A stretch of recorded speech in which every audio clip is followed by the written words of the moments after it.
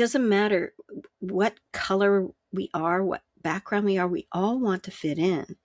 And I think it's easier to fit in today, realizing we are global. We are accepting, we are learning. You have a natural sense of curiosity, Trina. And a lot of people do. They want to learn, and sometimes they ask it, but don't know how to ask it right. Welcome to Boosted, from unpolished to promoted.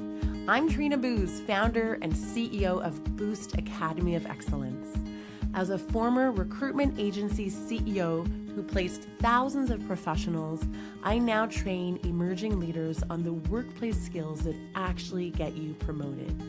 In each episode, you'll get actionable tips to build your professional presence and advance your career through real workplace scenarios and human stories.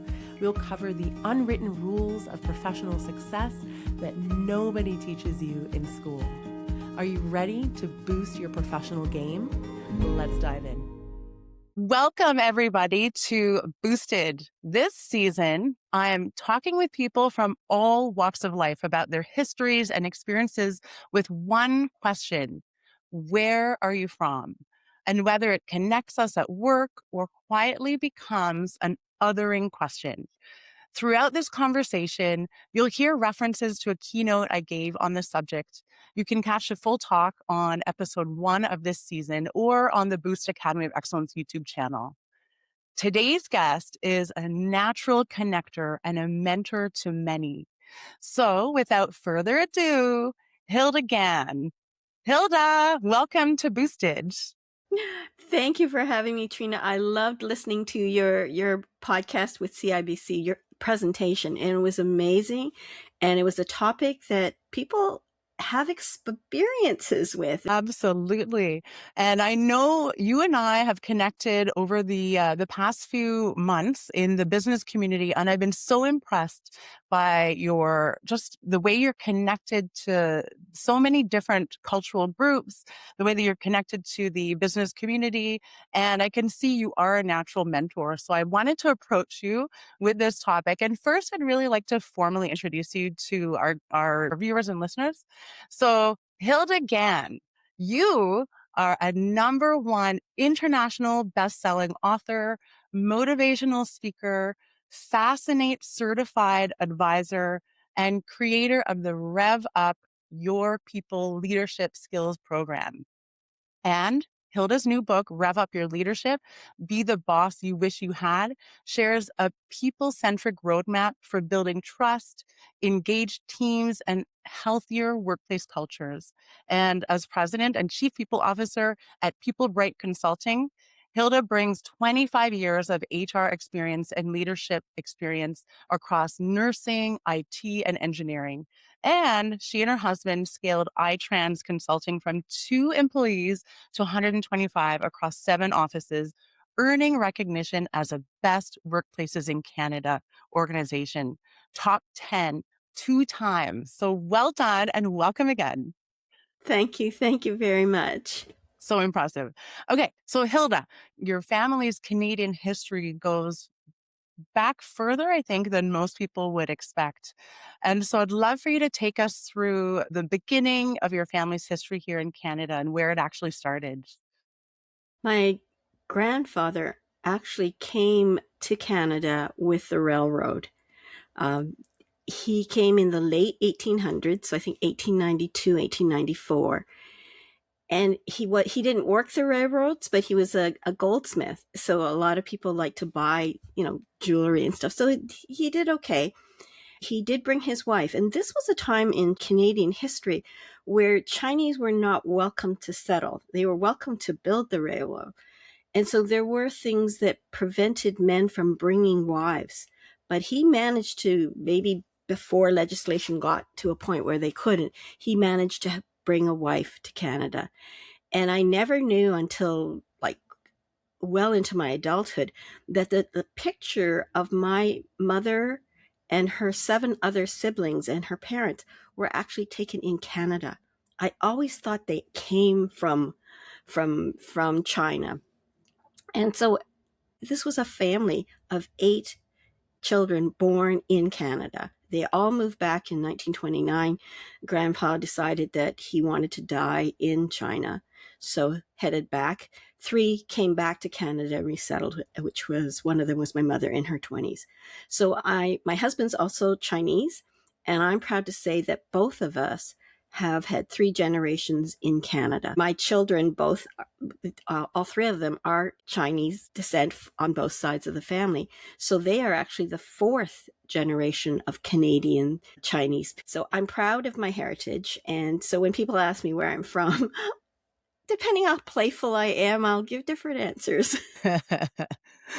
Your roots go so deep. And so I guess with roots that deep, how do you react when people ask you that question, where are you from? Because I think it's probably common that people make an assumption that perhaps you're an immigrant. Yes. Yeah. And sometimes I feel like an immigrant. But then when I'm in those groups that are for immigrants to Canada, I think, oh, I'm a fraud here because I'm actually born here. And so is my mother. So I can't even say that I'm from an immigrant family. And yet, though, when I was younger, I felt like I was a child of an immigrant family because my mother came when she was 21, so she spent her formative years in Hong Kong, and so she really was that hybrid of being born here, but then being kind of an immigrant when she moved back in her 20s. So I think more or less I did have that kind of experience of being brought up in an immigrant kind of household. Some people will say, where are you from? Right? Where are you from? And then you say, okay, do they really want to know where I'm from? And just depending on how they asked it, I might just say, oh, I was born here. Oh, where are you from? Like I'm hard of hearing. And so it verifies that they just want to know where I'm from. And so I think sometimes you get various stages where you're not sure how to answer. Maybe you're not confident in who you are. Today, I tend to answer, where are you from? I was born here. And then I'll say, so where are you from? So I am from Canada. My parents and my grandparents have been here a while. But if you're asking my origins, yes, I'm Chinese. Yeah. Right? Yeah. And I think I'm confident in who I am, and I'm proud of this kind of mix of all my experiences that I don't mind answering. But some people really ask, like they need to place you in a little box so that they can do things. And I love the one where they see you're Asian, so they go, "Ni hao ma," and I'm going, first of all, you don't know if I'm Chinese. You don't know if I speak Mandarin or Cantonese, or I'm so Canadian, I don't even know what you said. You know? But they mean well. What they're trying to say is, I know you're kind. I want to connect with you, so I'll use a phrase. Yes. Is there a time when people do that where you might get insulted, or how do you look at that most of the time? I think, maybe 20 years ago, I was a much younger version of myself, and I'm maybe not so confident, comfortable, and understanding my journey. Like literally, I did not know my mother. I knew my mother was born in Canada, but I didn't know all those other siblings, Yeah. 15 years in the making, were also Canadian born. And so some of them were born in like 1910 era. That's a long time ago in our own history of Canadians. And all immigrants were treated like immigrants then. They were seen to be different. They were seen to not understand. And I think the beauty of Canada is we still keep our traditions and our cultures, but we also assimilate into the Canadian culture, right? Yes. I remember when my parents owned a grocery store. So we met all the customers and learned from them. Our population was Italians and a lot of different ethnicities. So I learned how to swear in Italian, like you learn so many different things because of it. And I just found myself to be a mix of many different things. And so I think the responses I have now are based on, many more years of exposure, experience, and our society. We're much more global now. We are much more accepting of people and the nuances that they bring to life.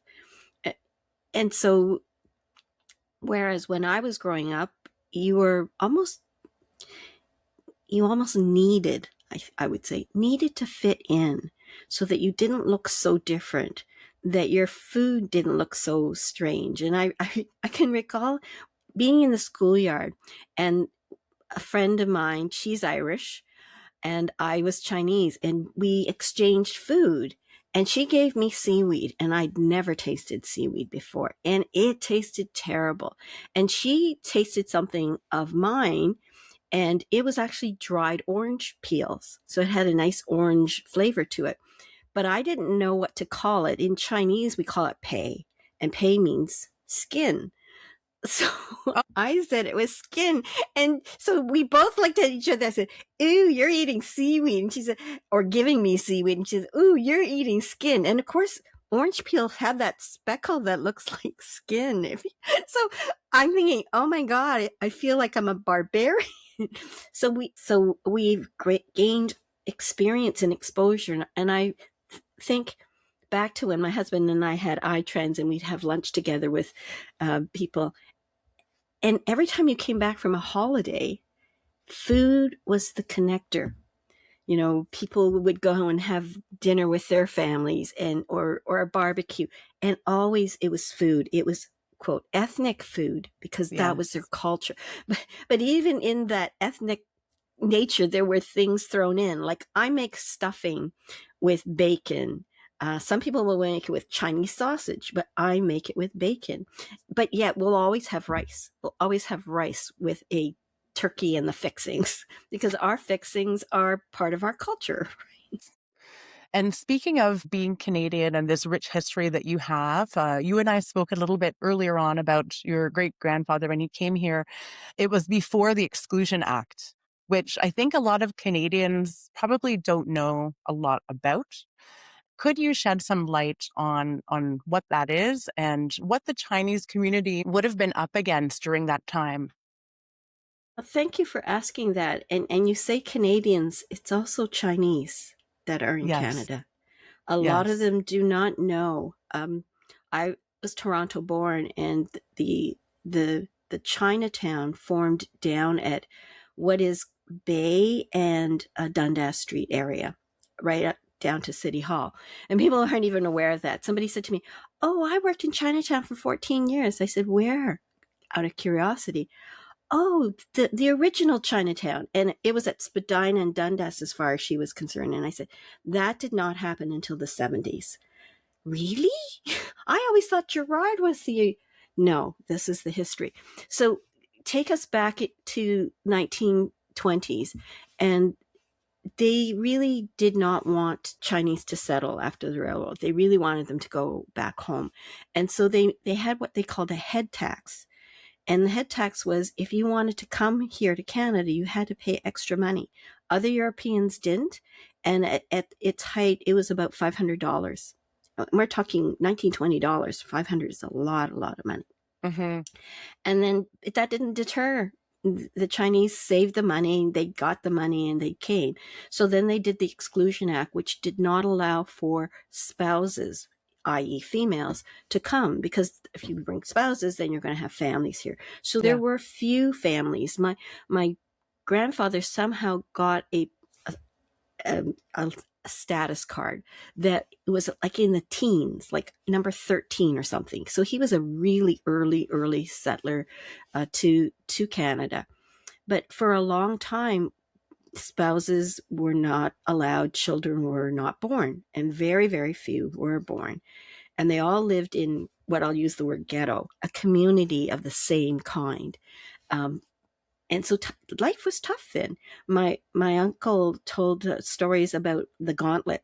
You literally, to get out of the ghetto, go to school, you pretty much needed to be together, and you need to be able to fight to get there. In the I don't know my history that much, but at one point they decided that we should allow people to come to Canada with their spouses and with families. The Exclusion Act was repealed, and people were allowed to start bringing their families to Canada. So it is a dark chapter. And there were a lot of bachelors. And I remember as a child, my parents would, after they closed the shop, they would go downtown to do some business, and they would put us in the back seat of the car. And sometimes these men would be knocking on the windows. We had a station wagon, so we were lying in the back, and we were scared. We didn't want to talk to them. And yet today I realized they were lonely. They were lonely, and they missed children, families, women, and so I just kind of looked the other way, but they missed families and children. So there weren't many of us children around, Wow. and so Wow. they appreciated that. Yeah. Wow.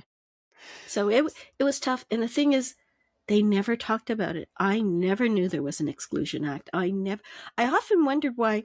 There was a person who was my age, a teenager at the time, and he had siblings that were like 4 and 5 years old. Like, that's a big gap, you know. And I was at that point in age where that means they didn't do much for a long time, Yeah. not realizing they were separated. The wife was back home with the teenager, and then now they were all able to come, and then they were able to start a family, and the two siblings were born in Canada. But I didn't know that because they didn't talk about it. I think I think that whole generation of people they didn't talk about the war, they didn't talk about how their feelings were. Yeah. That wasn't talked about. And I think it's possibly a bit of that time tradition, and also maybe shame. We were ashamed that we were being excluded. We were ashamed that we weren't considered equal. But people fought for that. Even in the war, there's a plaque in Sun Yat-sen Gardens in Vancouver that commemorates the Chinese Canadians who fought in the war, and they fought for the right to vote because Canadian Chinese did not have the right to vote, even those born. And my book back there, Rev Up Your Leadership, Be the Boss You Wish You Had, is dedicated to Jean Lum. And Hmm. Jean Lum married somebody who wasn't Canadian born. She had to give up her Canadian citizenship to marry that person. And Jean Lum was a pioneer for women. She was the first woman to, first Chinese and first woman to be the president of the Restaurant Association. And she has many accolades, and so she made a little 8-year-old feel valued, which is one of is the V in Revved Up, and equally important is if I was a paying customer. So if you're Hmm. interested, there'll be anecdotes of iTrans and our success story, and a bit of Jean Lum as well. So she actually was representing with other Chinese males at the table that talked about allowing the Exclusion Act to be repealed.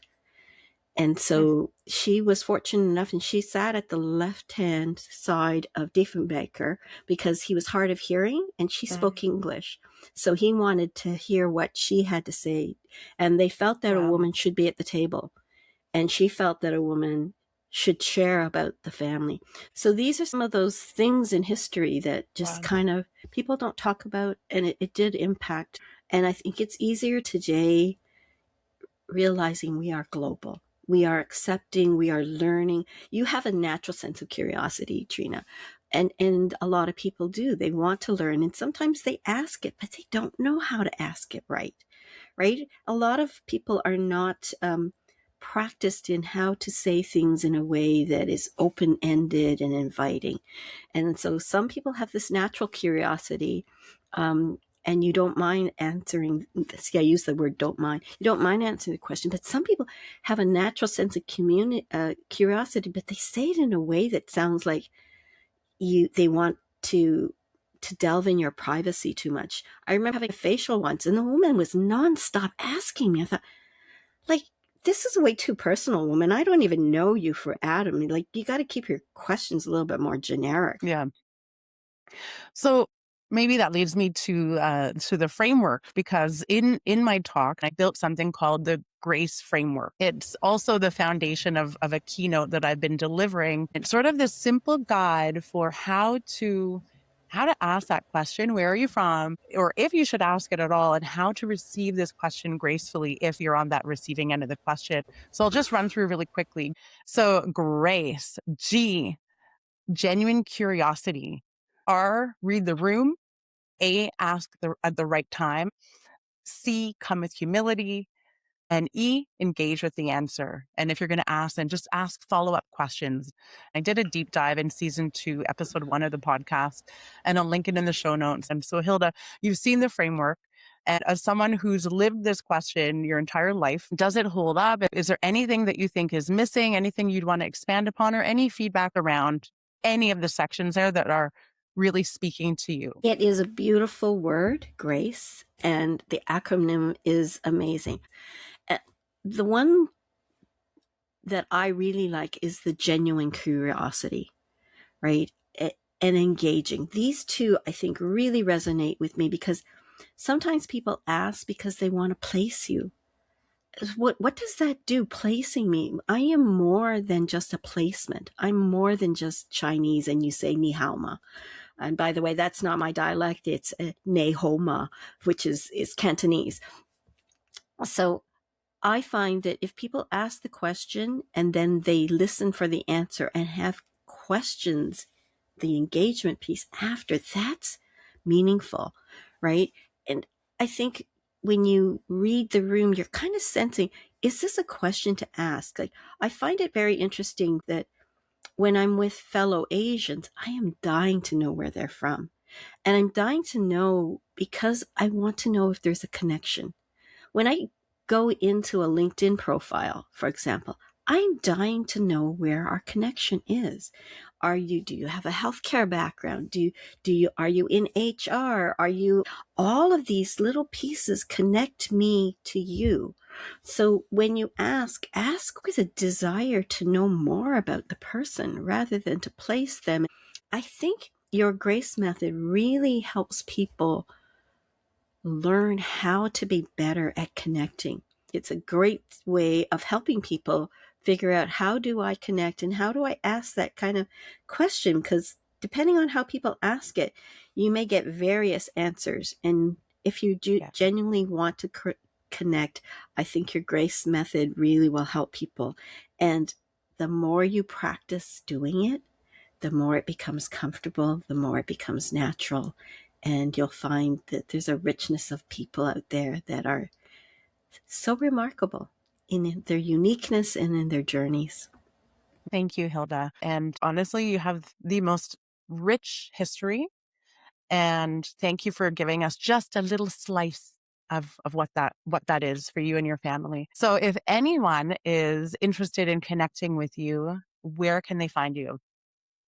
So I'm a LinkedIn person mostly. So if you want to just go to LinkedIn, and it is Hilda Gan. I do have a website, and it is peoplebrightconsulting.com. And there is a website for my book, revup.com as well. Well, it has been such a pleasure, Hilda, and I look forward to following along and celebrating all of your future successes alongside you. Thank you for having me, Trina. I love our conversations, and I know we'll continue other conversations on our own, but thank you for inviting me to the podcast. I hope you enjoyed Hilda's beautifully rich story of how her family settled in Canada. I left feeling so inspired by our conversation, and I'm so thankful that I found the courage to ask her, where are you from?